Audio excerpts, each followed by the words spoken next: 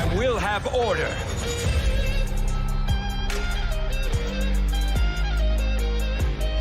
So my dude's Valkyrja, and today I'm going to be giving you my opinion on the Jing Yuan banner because I think the banner looks amazing, one of the absolute best banners there is, or we're probably going to see for a minute. Also, I know I said I'd put out a guide today, but I'm delaying the guide because I saw a lot of people appreciating the fact that I was so late on the Sela guide because I had a ton of play experience on her before I made the guide. So, although I feel like Jing Yuan's a very open and shut case, I do want to get play experience on him before I actually go ahead and make a guide for you guys because I don't want to put out any misinformation. So this gives me a good opportunity to test him over the weekend. You'll probably see a guide from me on Jing Yuan coming next week. I do want to get into his banner though because his banner looks to be absolutely cracked. I think it's a really good banner. So anybody that wants to summon for Jing Yuan is going to be absolutely feasting. But I want to get into it because there's really good characters on his banner. As far as his light cone banner goes, I'm not going to talk about it. That one's whatever. I don't plan on summoning for light cone. If you come to me for my opinion on the light cone banner, you're on your own because I'm not ever summoning for light cones, so I'm never going to really give opinions on it. But I do want to talk about Jing Yuan's banner itself because everyone seems to have the same assumption that it's going to be working off the beta banner, and that's what we're going to be using today is the beta banner. Everyone seems to think it's going to be running off that, and that's what I'm going to be using as my example. So if you look at the beta banner, we have Su Sheng, March, and Ting Yong. This is a very strong lineup. I can't stress it enough that this is a really good lineup. So first off is March. Now I know a lot of you guys are thinking March is the first character you get. She's not even that crazy unless you have Clara, which you're right. But the thing is her Eidolons are actually really good.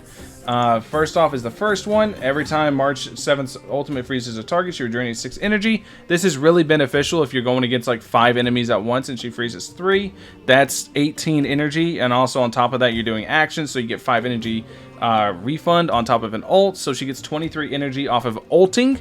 If she's able to freeze 3 targets, that's pretty damn good. Then we get to the second one. Upon entering Battlegrounds, March is shield equal to 24% of March 7's defense plus 320 to the ally with the lowest HP percentage, lasting 3 turns. This is also a really good Eidolon. She has very good Eidolons top to bottom. So then we go up to E4. The talent's counter effect can be triggered one more time in each turn. The damage dealt by the counter increases by an amount equal to 30% of March's 7th defense. I struggled like a mofo getting that out.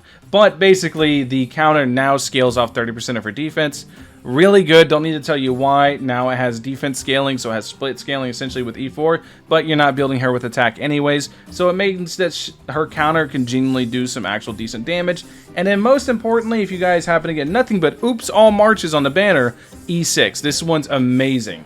Allies under protection of the shield granted by the skill restores HP equal to 4% of their max plus 106 at the beginning of each turn. Notice this doesn't scale off March's stats at all, it's just 4% of their max HP while they're under a shield. This is really good. This is basically Zhongli's C6 from Genshin, and it's put on a starter character for this game.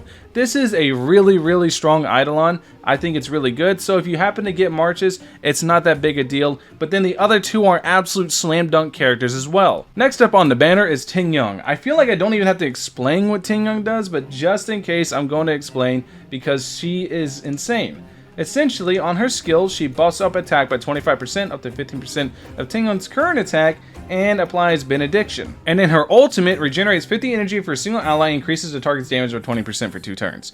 It's just a big buff, regenerates a ton of energy, she's a good battery, she's a good buffer. There's a reason a lot of people have her in the top tiers of the game. She's a very strong unit all in all. And lastly, Su Sheng, who's one of the better single target damage dealers in the game, and she's physical on top of it, so people that don't have Clara, she's the other physical in the game that's really good for damage, other than if you count Natasha for some reason. But Su Sheng's actually a very strong character. I know a lot of people have talked about her, so I'm not going to go into her too much. Chicken Girl's really good. Basically, she functions completely around her skill here, and she wants to try to inflict weakness break on the enemies. That way she can get resets, or not resets, but she can use her skill more often, deal extra damage, and go into sword stance. Her ultimate does the exact same thing. It buffs her up. It does initial damage by summoning Chicken, buffs her up for 2 turns, and increases the chance for Sword Stance to trigger. When Sword Stance is active, she does additional physical damage equal to 50% of her attack to the enemy whenever she attacks. She's basically constantly using her skill. She has good toughness shred. She's just a solid DPS all in all. and she's really, really good. So basically with Jing Yuan's banner, you can't really go wrong. Jing Yuan himself is an absolute monster. He's the Lightning Lord. If you guys don't know what he does, essentially he uses his skill, ultimate, and normal attack to manage his Lightning Lord stacks, and his Lightning Lord has an independent speed. It normally is going to be going last in a turn because the speed is so slow, but it has its own independent speed, and every stack of Lightning Lord you have, every stack of the Lightning Lord buff you have, it counts as an extra hit the Lightning Lord is going to actually deal at the end of the turn. So for example, if you have 10 stacks at max talent level, those 10 stacks are going to do 72% of his attack every hit, and they're going to hit 10 times, meaning 720% of the damage, and then he's going to deal 25% of the damage he deals. He's going to do it as splash damage to enemies adjacent to the singular enemy he's targeting, meaning he does a lot of damage. A 720% nuke is nothing to laugh at. That is a ton of freaking damage, and characters like Ting Yong that he's on the banner with are going to enable him to get his ultimate faster,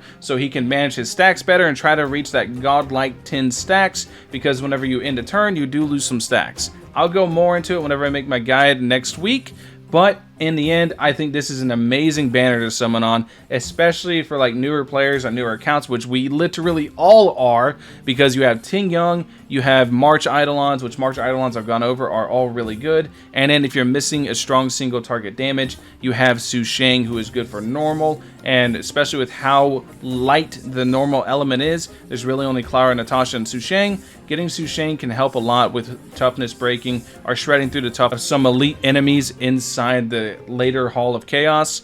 It's really, really good banner all in all.